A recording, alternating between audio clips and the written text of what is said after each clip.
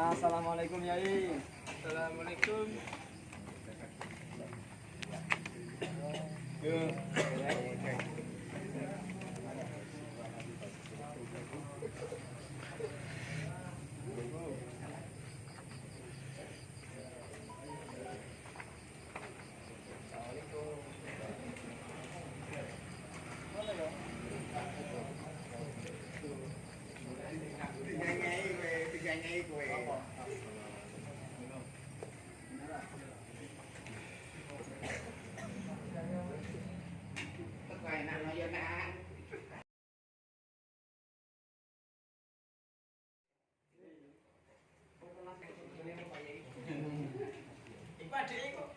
Nah, kita paling pasti nanti kan udah.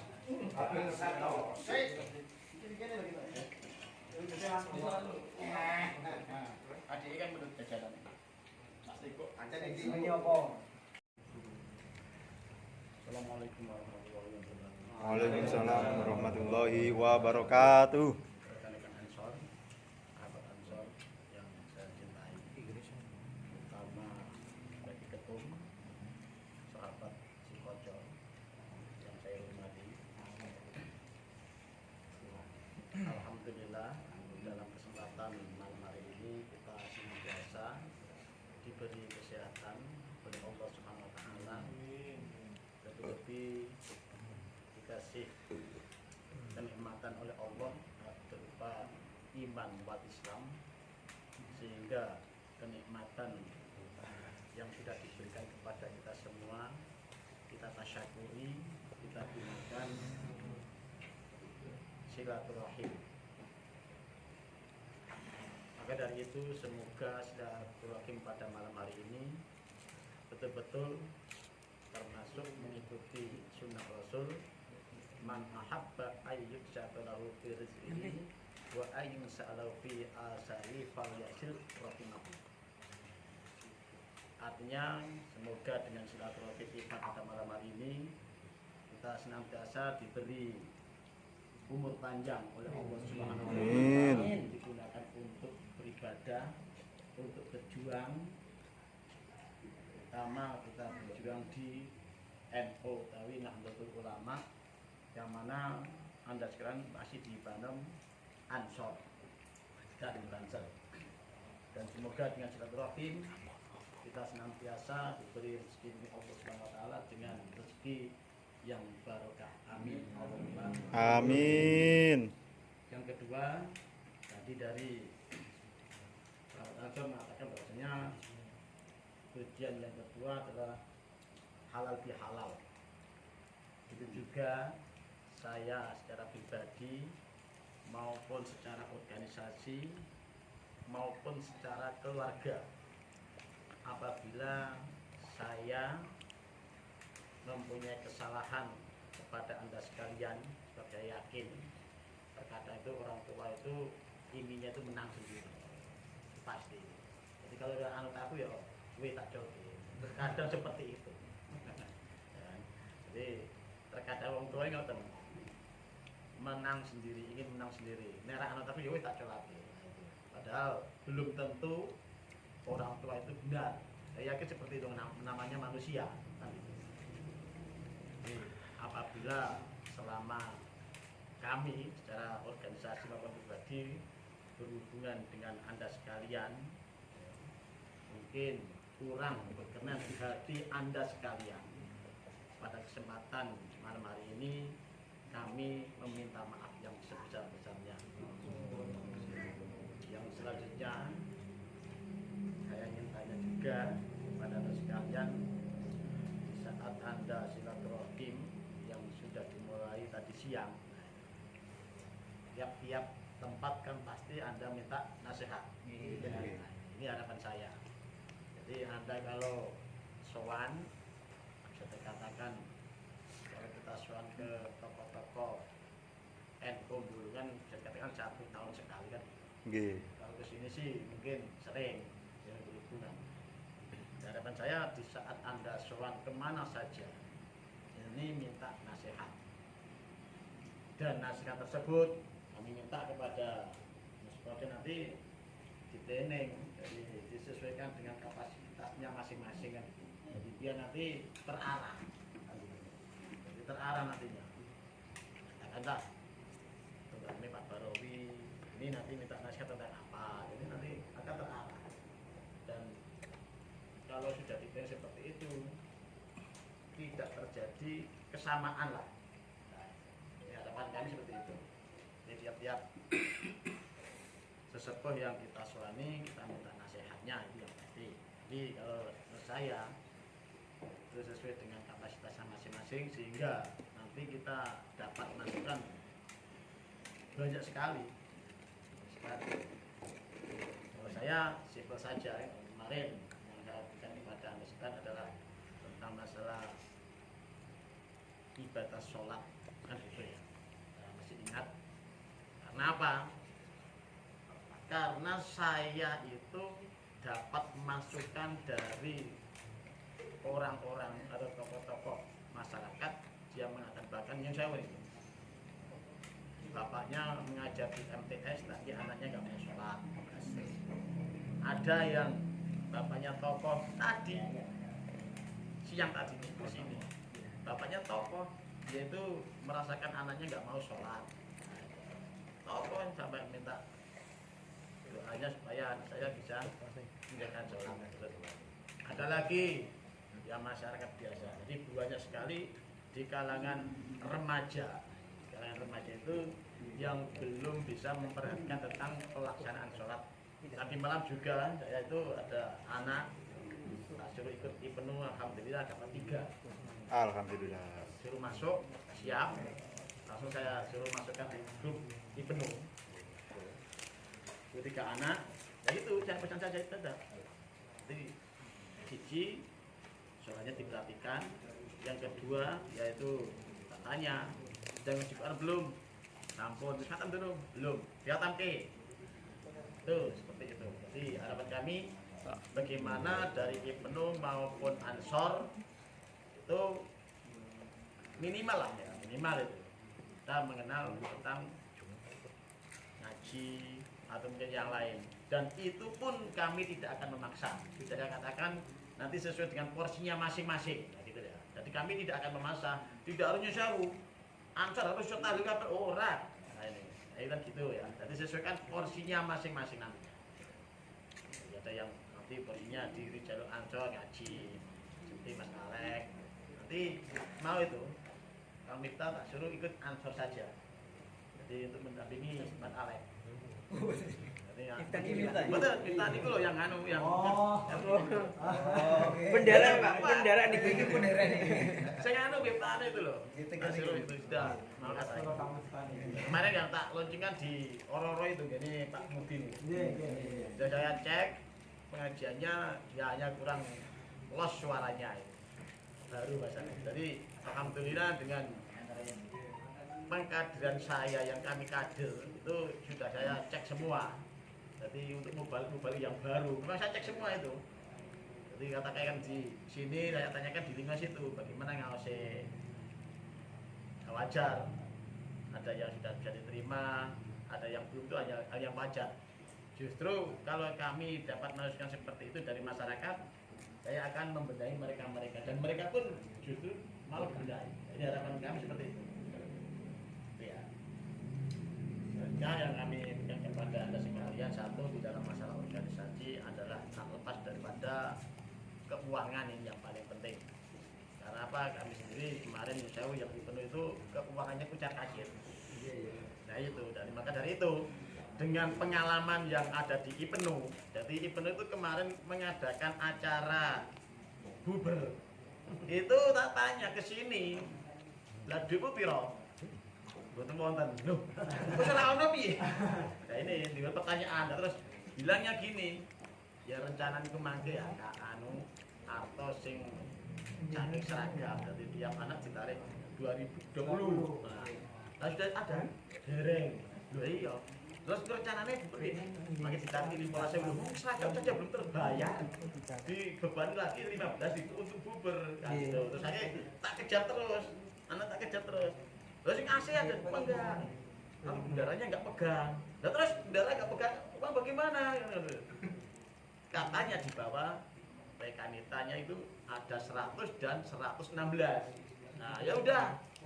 Yang modal 216.000. Nah, gitu. Tanya harus kita dimasukkan ini. Jadi apapun yang terjadi, uang jangan dibawa angger uang. Ya sekalipun dia tanggung jawab, tapi kita akan berorganisasi. Nanti kalau itu dibiarkan, nanti dampaknya terhadap anggota itu pasti. Jadi nanti berdampak terhadap anggota. Ayo, kita gitu kok. Enak sih bawa kan gitu. Walaupun tanggung jawab. Nah, itu. Tapi kalau uang itu dibawa bendara, ini nanti nggak ada problem. Sekalipun nyesewu gitu. Bendara menggunakan tidak masalah. Yang penting di saat organisasi butuh harus ada. Nah itu ya. Tapi jangan sampai uang itu dipinjamkan kepada siapa saja di bendara untuk sahabat tanam, ya kan? Ini sudah sering terjadi. Kalau saya pengalaman keuangan ya di alumni saya sana, itu sipit itu. Yang kedua di Masjid Induk, ini yang pasti itu. Jadi selama uang saya pegang tuh nggak ada orang yang pinjam tuh nggak berani. Loh iya, nggak berani. Saya setuju. Jadi uang selama saya pegang itu nggak ada orang yang berani pinjam.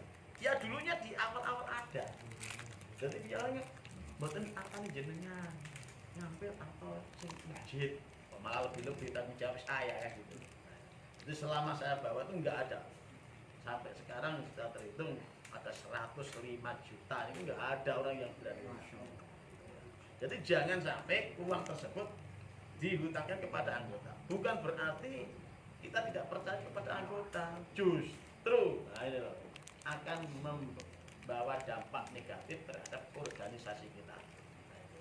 Anak utang secara pribadi nggak masalah, itu saja nanti kan konflik, ya kan gitu ya itu.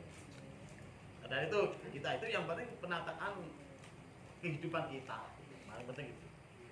Jadi masalah utang yang paling penting. Jadi mohon yang pegang uang betul-betul harus kenceng, pokoknya ngono. Orang yang gila nggak usah. Itu yang paling penting karena itu ya. Jadi organisasi yang paling disorot itu mata keuangan. Bukan hanya di Ansor, di NU pun sekarang sudah ada pandangan keuangan terus. Itu. Jadi ada lu jadi itu ya ya. Sudah, tapi saya pantau terus. Ketika masalah keuangan memang saya itu paling sergap mantau ke keuangan. Dan saya pantau dari NU sekarang yang dibawa Pak Khalil itu kemarin saya tanya ada 22 juta. Padahal sudah saya ambil 10 juta untuk renovasi gedung kemarin dan beli salon itu. Ini masih ada uang 22 juta. Yang dibawa Pak Haji Sugeng sekitar 40 juta berapa itu. Yang dua bendaranya kan. Jadi kami tetap jadi yang pertama tentang keuangan. Maka dari itu Mbak Mahrus pengasuh Lirboyo termasuk gurunya beliau Abadin mengatakan kan tatkala Anda jadi pemimpin satu yang perlu diperhatikan jangan moto duiten. Arti moto duiten itu ya ana duit gelem. Berarti nek bukan berarti nek ora seneng duit ora. Ora seneng duit ora normal. Ya ora normal. Ora seneng duit ora normal. Nah itu ya. Jadi ojo moto duit. Ini moto duit ana duit geleman. Karena kita hidupnya di NU. Itu yang nanti membawa dampak negatif terhadap keluarga kita yang paling bahaya.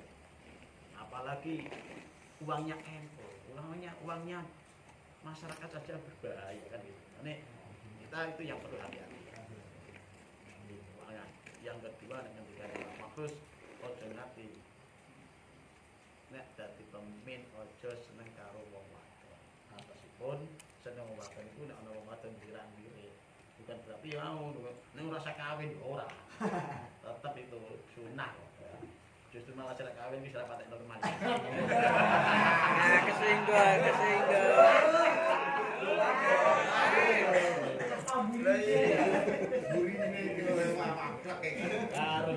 Sing wis wayahe kawin, enggak usah takut ya Mas Ale. Iya.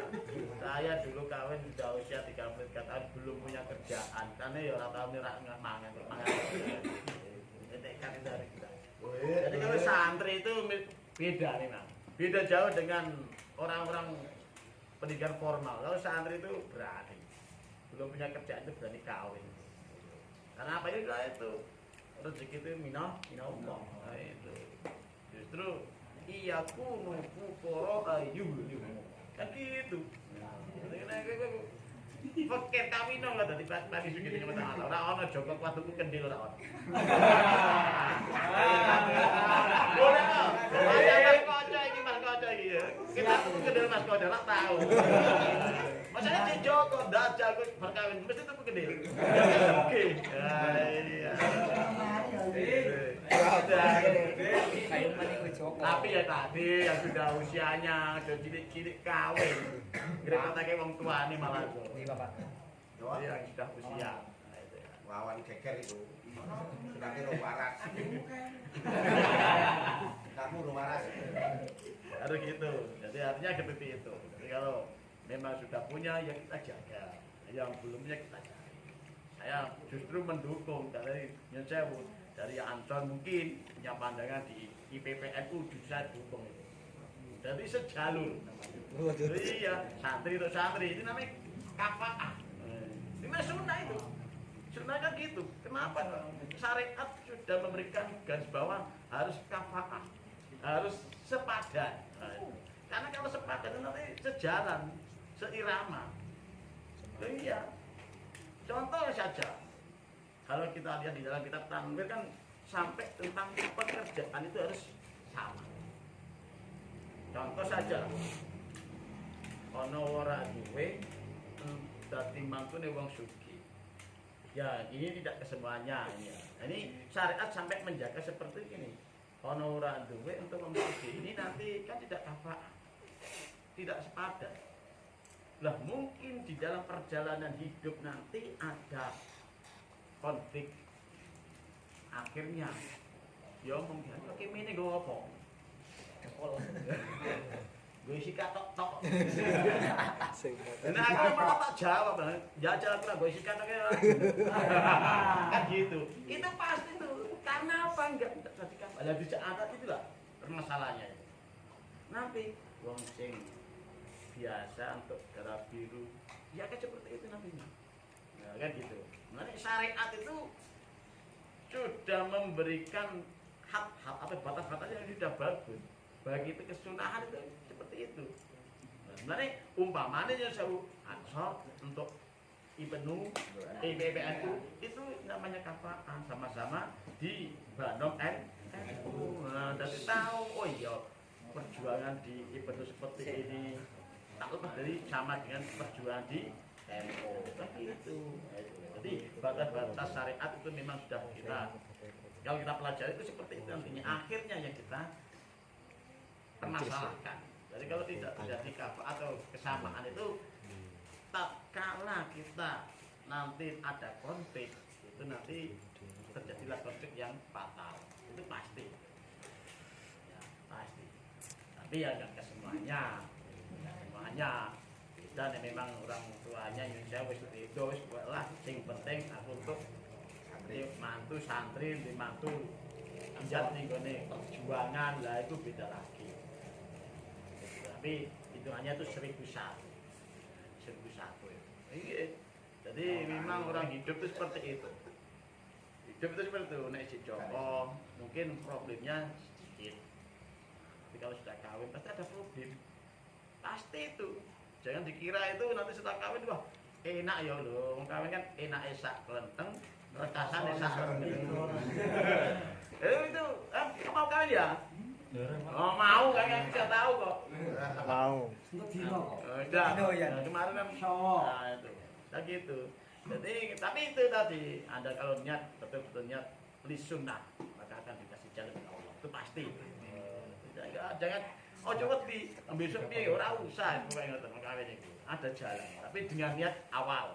Jangan karena nafsu.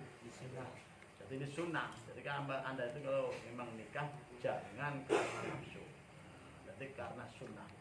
Yakin karena sunnah, yakin dikasih jalan oleh Allah. Kemudian baik rezeki ini, anaknya, dan ini yang paling penting. Jadi berkawin tetap ada konflik. Nek wis konflik biasanya konfliknya mek wong tuwa mertua. Ini kan rak gawe meneh nek ngomong perjuangan. Ayo anakku pakane apa nak? Lha kok jawab gampang. Sing penting anak jenenge anak lemu ngono.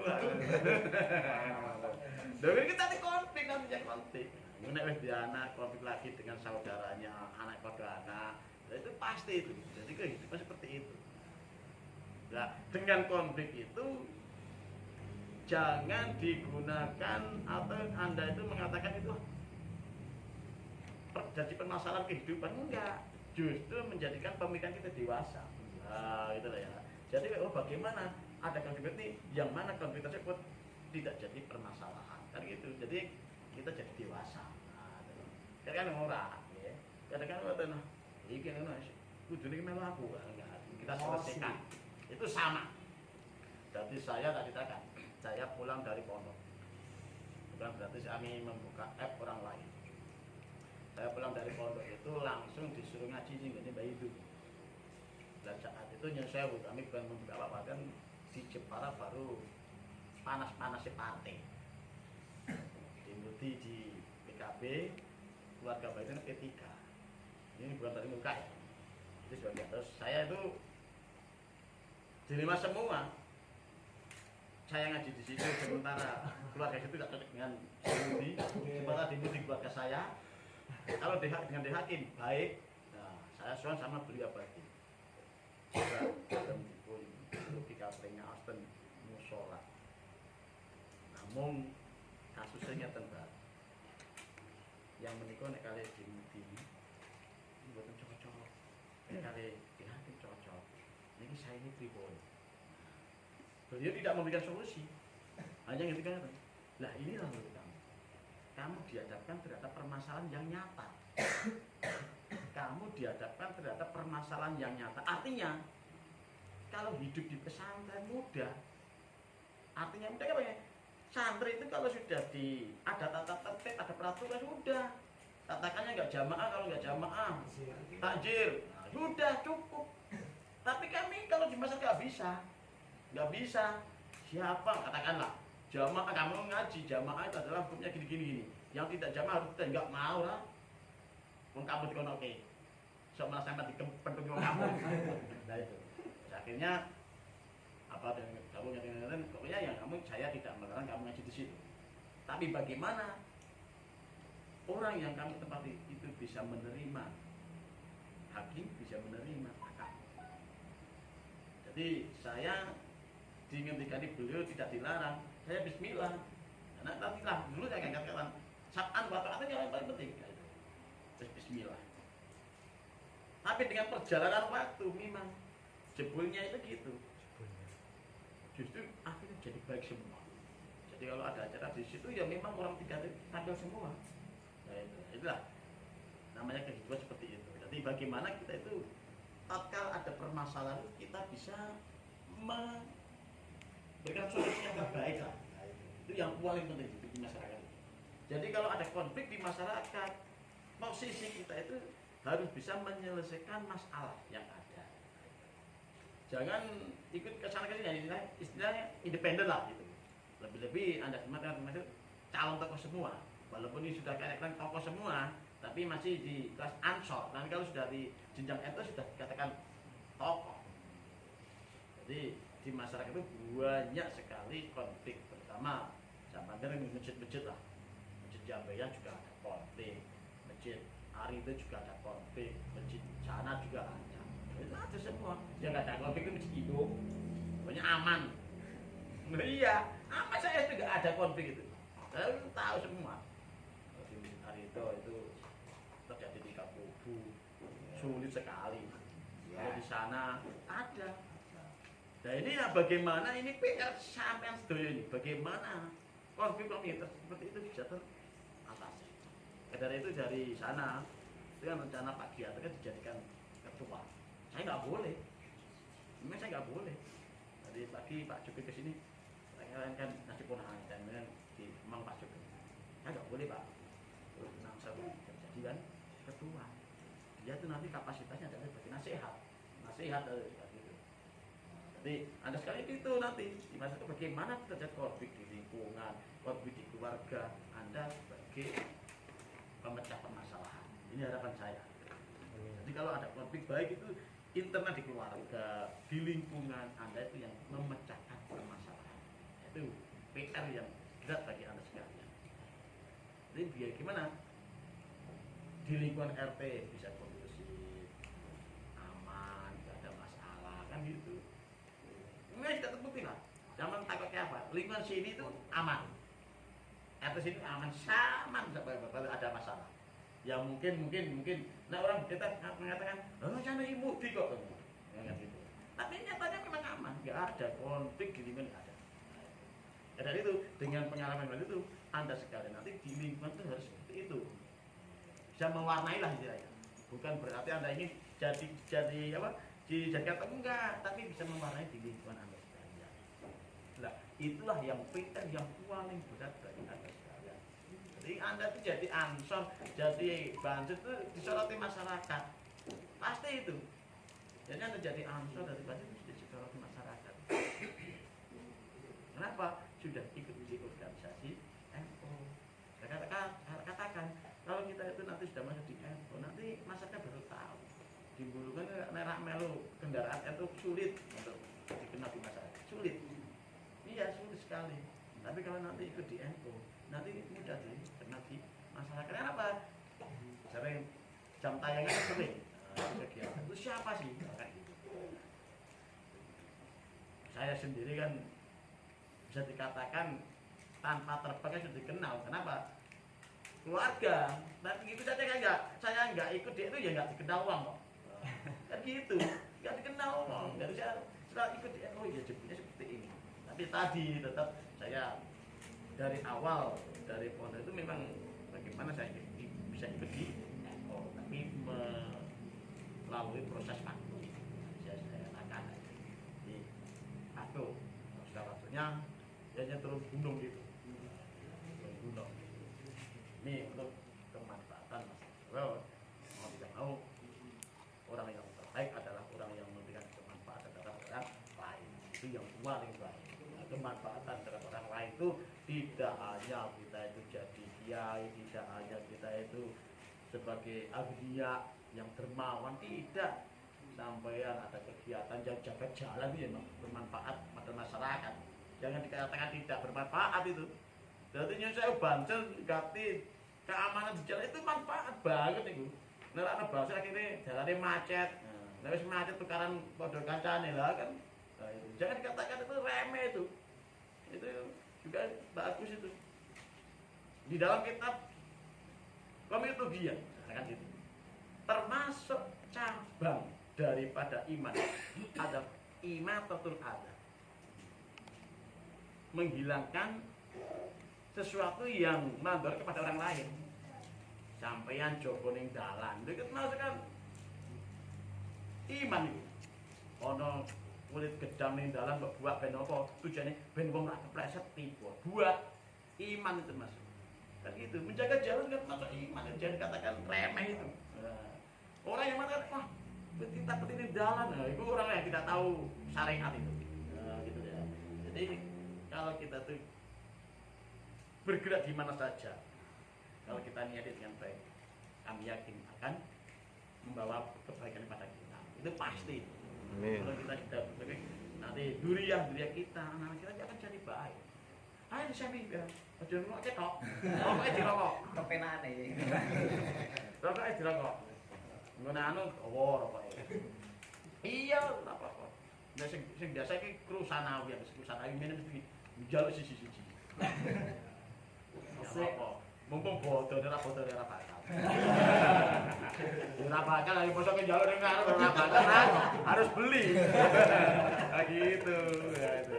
Jadi kerja sodako. Nah itulah yang kita bisa meletakkan permasalahan seperti itu.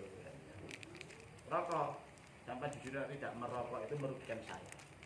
Rokok. Nah, sampai rokok itu merugikan saya karena pak rokoknya ora. Sebabnya payu sampai dok. Rokok. Itu nanti manfaatnya nggak mau liyo. Itu. ya. Jadi satu ya, yang kami tekankan tentang keuangan itu yang paling penting. Jangan sekali-kali Anda hutang uang organisasi. Nek utangnya gampang balik ke Singapura. Itu sudah terjadi. Terbukti bendara saya yang dulu di Istighosah Masjid itu kayak gitu. Diutangake kok wes hilang 2 juta. Dan yang ditutup siapa? Oh nyatane sing bendarane ra gunake diutang kancane. Orang balik. Itu pasti itu lho. Jadi nek utangnya kuwi lho, balikake ning Singapura. Ya, nanti apa? Balikake ning Singapura.